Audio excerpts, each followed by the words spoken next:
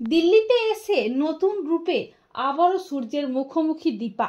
হ্যাঁ বন্ধুরা, আমরা এমনটাই দেখতে পাবো অনুরাগের ছোঁয়া ধারাবাহিকের আগামী পর্বগুলোতে। রুডি রূপার শিলধানি করতে যাওয়া রূপা নিজেকে বাঁচাতে রুডিকে ফুলদানি দিয়ে মাথায় সজোরে আঘাত করে আধমরা করে দেয়। আর দীপা রূপাকে বাঁচাতে সমস্ত দায়ভার নিজে নেয়।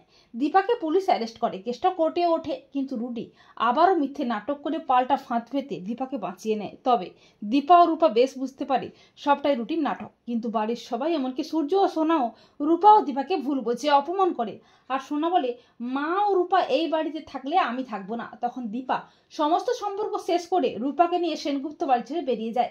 রূপা বলে, মা, ওরা তোমাকে কোনোদিনই সম্মান দেয়নি, তোমাকে অবিশ্বাস করেছে, কিন্তু আর না, এবারে এই রূপা তোমার সাথে হওয়া অন্যায়ের বদলা নেবে। এরপর দীপা নিজেকে নতুন ভাবে তৈরি করে বড় বড় বিজনেস সামলায়। অপরদিকে দেখা যায় সূর্য দিল্লিতে আসে আর বলতে থাকে, যেভাবেই হোক এই ডিলটা আমাদের পেতেই হবে।